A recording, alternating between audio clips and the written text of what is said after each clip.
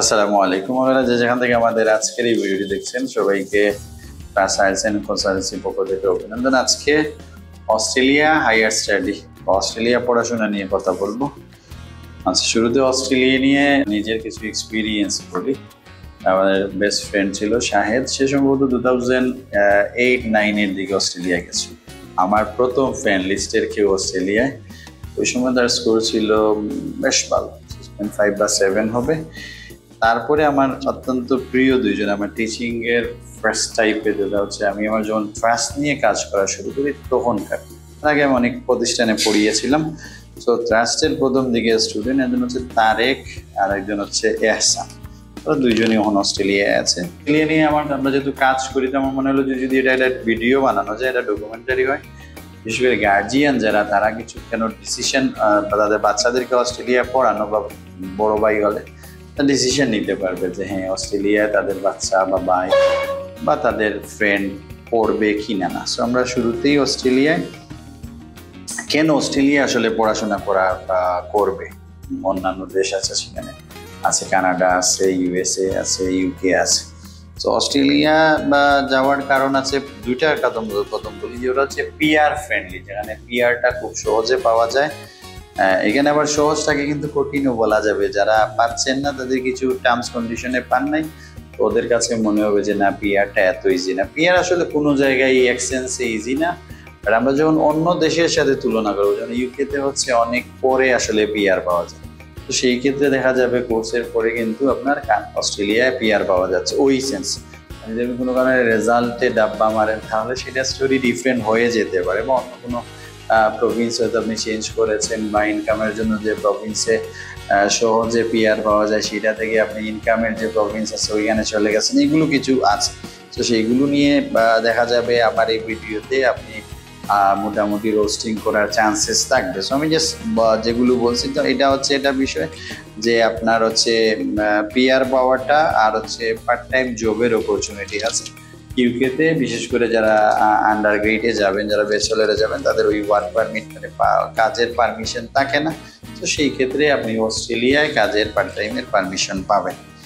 Alright, so multiculture সব দেশে আছে, বাংলাদেশের বাইরে যেখানে গিয়ে পড়বেন যেখানে মাল্টিকালচার আছে। আর ইন্টারভিউ, যেটা আমরা কাছের যে ইন্টারভিউ হয়, নর্মালি সাধারণত ইন্টারভিউ হয় না, এটা হচ্ছে অস্ট্রেলিয়ায় বা মানে যাওয়ার একটি কারণ। তারপরে হচ্ছে তাদের স্টেটস অ্যান্ড টেরিটরি যেগুলো আছে, স্টেটগুলো হচ্ছে নিউ সাউথ ওয়েলস, এনএসডব্লিউ হচ্ছে হ্যাঁ কুইন্সল্যান্ড, দেন হচ্ছে সাউথ অস্ট্রেলিয়া, ওয়েস্টার্ন অস্ট্রেলিয়া, যেটা WA, তাসমানিয়া, ভিক্টোরিয়া। টেরিটরি হচ্ছে নর্দার্ন টেরিটরি, NT, আর হচ্ছে অস্ট্রেলিয়ান ক্যাপিটাল টেরিটরি, SCT। এগুলো জানলে ভালো, আপনি লোকেশন সম্পর্কে জানলেন।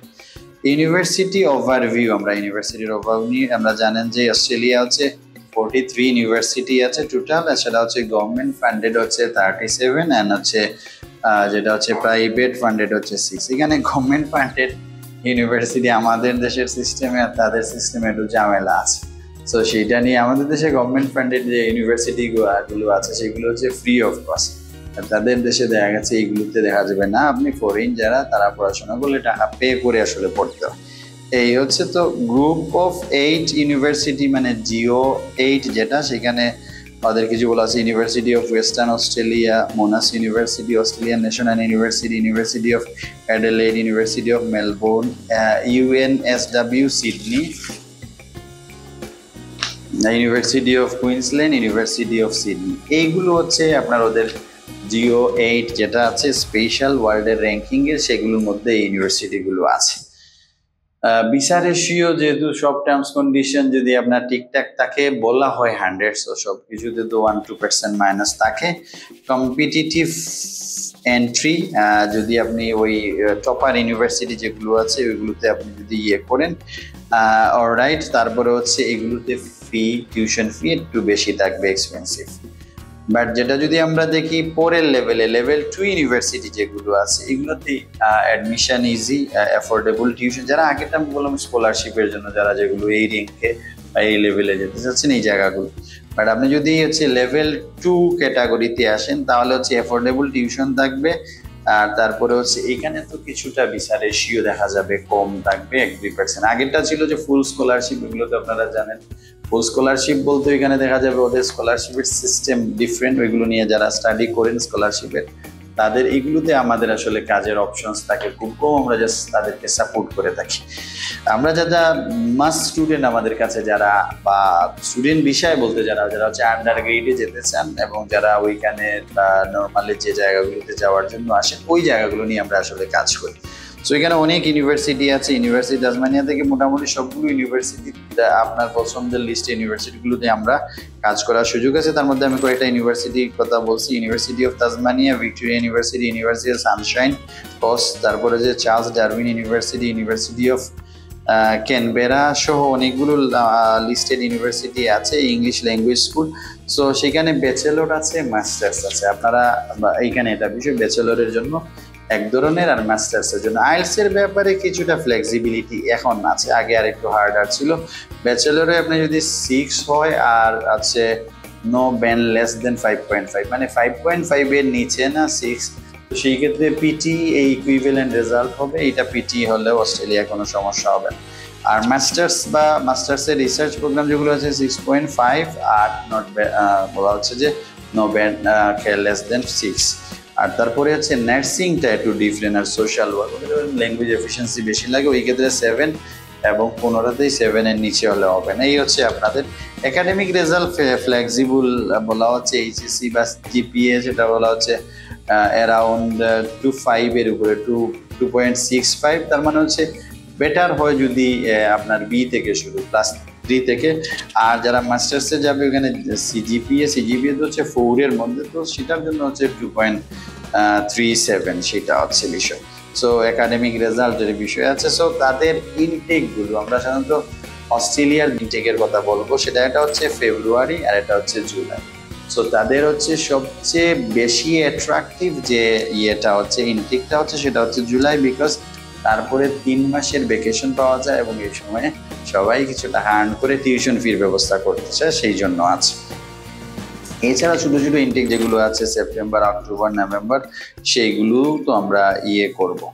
আচ্ছা, অ্যাপ্লিকেশনের কিছু বিষয়, অ্যাপ্লিকেশন টাইমলাইন নিয়ে আমরা কথা বলি। এগুলো আপনারা যে জায়গায় কাজ করেন বা নিজে করেন প্রায় এইগুলো প্রায় সমানই থাকবে। ইনিশিয়াল যারা কনসালটেশন করবে বা আপনি কারো ভিডিও দেখে যেমন আমার এই ভিডিওটা দেখছেন, এটা ইনিশিয়াল কনসালটেশন হয়ে যাচ্ছে।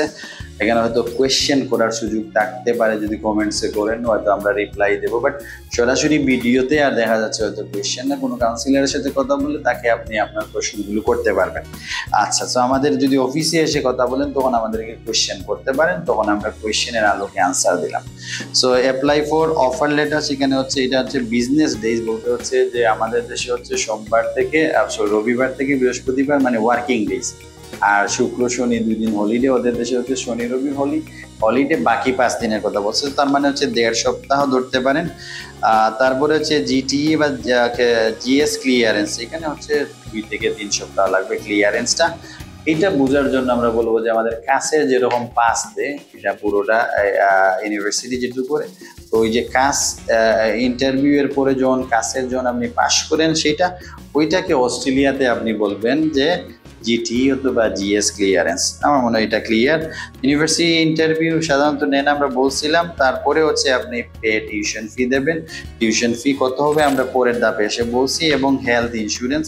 সো হেলথ ইন্স্যুরেন্সেরও আমরা অ্যামাউন্ট বলবো। রিসিভ সিও হচ্ছে কনফার্মেশন অফ এনরোলমেন্ট। তারপরে হচ্ছে আপনার অ্যাপ্লাই ফর ভিসা, আপনি কাছে যেরকম হয়ে গেলে তারপরে আপনি মানে হচ্ছে আপনি যেটা বিএফএসএ নিয়ে জমা দেওয়ার জন্য বাকি আনুষঙ্গিক যে বিষয়গুলো করেন। সো অ্যাপ্লাই ফর ভিসা, এখানে হচ্ছে মেডিকেল, তারপর হচ্ছে BFS, biometric, receive visa outcome, finally আপনি ভিসা পাবেন।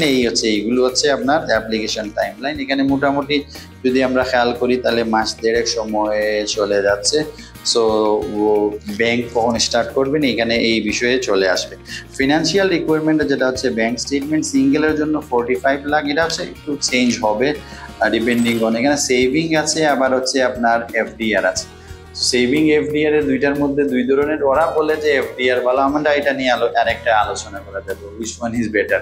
আমাদের দেশের পার্সপেক্টিভে হচ্ছে সেভিং বেটার, ওদের পার্সপেক্টিভে এফডিআর ভালো। কারণ আমাদের এখানে মানে একটা টাকা দিয়ে এফডিআর করা যায়, আর ওরা হচ্ছে এফডিআর করে ওই টাকাটা থেকে একটা টাকা পায়। সো আমাদের যেটা আমরা যেটাকে মানে মানে ছোট করে দেখছি, ওরা ওইটাকে বড় করে দেখছি, মানে 6-9 মতো হয়ে গেছে। সো তারপরে হচ্ছে যদি স্পাউস নিয়ে হয় সেখানে হচ্ছে 65 লাখ হবে। আর হচ্ছে প্রত্যেক যদি বেবি থাকে বা বাচ্চাদের জন্য প্রত্যেক 10 লাখ। তার মানে এটা হচ্ছে আপনি ক্যালকুলেট করে কয়জন আছেন সেটা করে নেবেন। তারপর এটা হচ্ছে তো বললাম অস্ট্রেলিয়ার যে আপনার অস্ট্রেলিয়ার যে ইয়ে আছে অড, যেটাকে অস্ট্রেলিয়ান ডলার বলে, সেইটা অনুযায়ী এখন বোধহয় 85 টাকা হবে আমাদের দেশে। হ্যাঁ, সো এই হচ্ছে আমাদের মোটামুটি টিউশন ফি অ্যান্ড স্কলারশিপ আপনাদের শুনতে ভালো লাগে, সেটাকে ডিসকাউন্ট ওয়েভার এগুলো বললে একদম প্র্যাকটিক্যাল। তারপরেও আপনি যে নামে নামকরণ করেন একই জিনিস।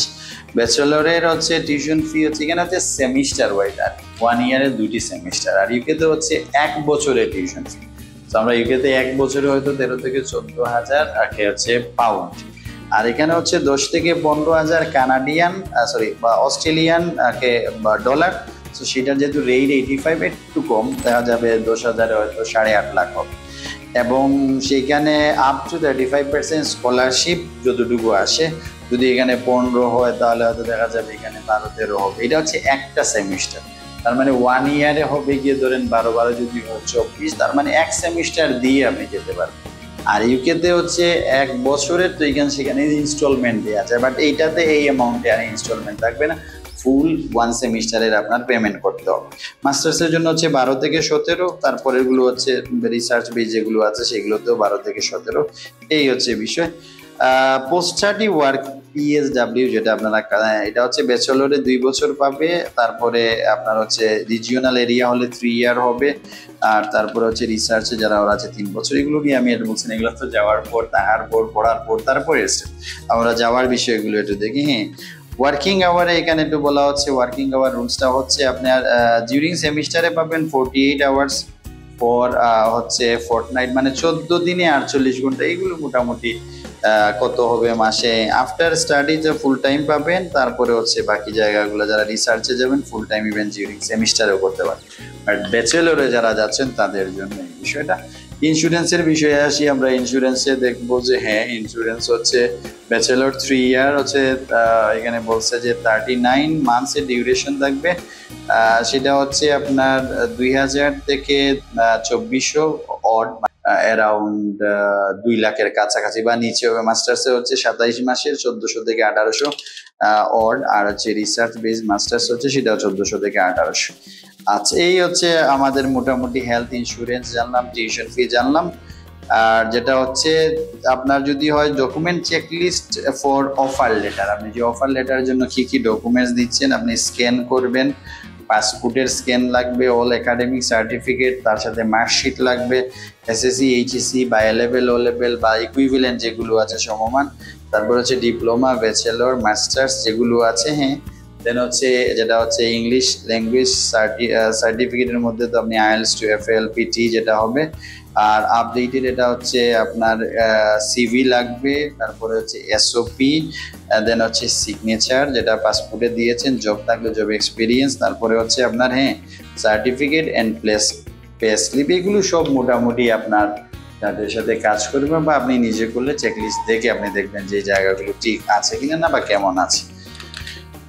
রাইট, সো আমরা যেটা হচ্ছে ডকুমেন্ট চেকলিস্ট ফর জিএস ক্লিয়ারেন্সের জন্য কি লাগবে, এনআইডি, পাসপোর্ট, বার্থ সার্টিফিকেট, এগুলো নোটারাইজ লাগবে। তারপর হচ্ছে পার্সোনাল ট্যাক্স অ্যাসেসমেন্ট মানে tax, tin, tax acknowledgement receive 2 ইয়ার। তারপর হচ্ছে ফটোগ্রাফ মানে হচ্ছে ছবি, ইমেজ যেটা লাগবে, অ্যাফিডেভিট, ফাইন্যান্সিয়ালে যিনি স্পন্সর করবেন তার অ্যাফিডেভিট লাগবে, ব্যাংক স্টেটমেন্ট 6 মাসের লাগবে, এফডিআর যেটা হচ্ছে অ্যাসেট ভ্যালুয়েশন মানে হচ্ছে ল্যান্ডের বা সম্পদের যেটা valuation, financial, grantor from sponsor, photo তার সিগনেচার, এগুলো লাগবে। এই হচ্ছে মানে বাকি বিষয়গুলো। আচ্ছা, এই ক্ষেত্রে ব্যাংকের ব্যাপারে তো 6 মাসের স্টেটমেন্ট, সেইখানে যারা কাজ করে তাদের সাথে কথা বলে সেখানে মোটামুটি আমার মনে হয়েছে যে এখানে আরেকটু কমানো যাবে। সো এই ছিল মোটামুটি এই আমি আজকের যে মোটা দাগে আলোচনা। তারপরে যদি আমাদের দিয়ে কাজ করান, আমাদের দিয়ে কাজ করালে এখানে ফ্লেক্সিবিলিটি আছে। আমি এখন এগুলা চেকলিস্ট আমি আর বলছি না। তো সেই ক্ষেত্রে আমরা যে সার্ভিস চার্জ বা কিছু মানে সিকিউরিটি ডিপোজিট বা এগুলোর ক্ষেত্রে যদি আমাদের পরিচিত যারা আসবেন দেখে পরিচিত তাদের ব্যাপারে যতটুকু পারা যায়, যে দুইটা কমিশন বেসিস বা ইনসেন্টিভ বেসিস, তো সেই ক্ষেত্রে আমার মনে হয় না আপনাদের আসলে এক্সট্রা যে কোনো জায়গা থেকে কাজ করানোর মধ্যে খুব একটা ডিফারেন্স থাকবে। যারা আন্তরিকভাবে কাজ করবে তাদের একটু ডেফিনেটলি, বা আপনি যেখানে স্বাচ্ছন্দ্য বোধ করেন। পাশাপাশি হচ্ছে অনেক বড় বড় ফার্ম আছে যেখানে আসলে ওদের একাধিক এমপ্লয়িরা দেখা গেছে মিসম্যাচ হয়ে যায়। তো আমার কাছে মনে হচ্ছে এই ক্ষেত্রে আপনি যদি ছোট কারোর সাথে, যার সাথে কথা বলতে পারেন, পুরোপুরি জিনিসটা আপনি স্মুথলি হ্যান্ডেল করতে পারেন, তাদের দিয়ে কাজ করাতে পারেন, এটা আমার পরামর্শ। সো এই হচ্ছে A to Z of Australia study. আমার মনে হয় যে ভিডিওটা আপনারা দেখলে নিজে নিজেও করতে পারেন, যে জায়গাগুলো সমস্যা হচ্ছে তো সেই জায়গাগুলোর জন্য আমাদের জন্য আমরা আছি। আর ইউনিভার্সিটি টিউশন ফি যদি আমাদের থ্রোতে বা কিছু এটা দিয়ে দেন তাতে অসুবিধা না, বিকজ এখানে তো ইউনিভার্সিটি আমাদেরকে দেবে, আপনার পেমেন্ট থেকে আসলে আমরা ওইভাবে কিছু করছি। So thank you so much, সবাই ভালো থাকবেন। আমাদের এই ভিডিওটা দেখার জন্য আপনাদেরকে স্বাগত জানাচ্ছি। ওকে, আল্লাহ হাফিজ।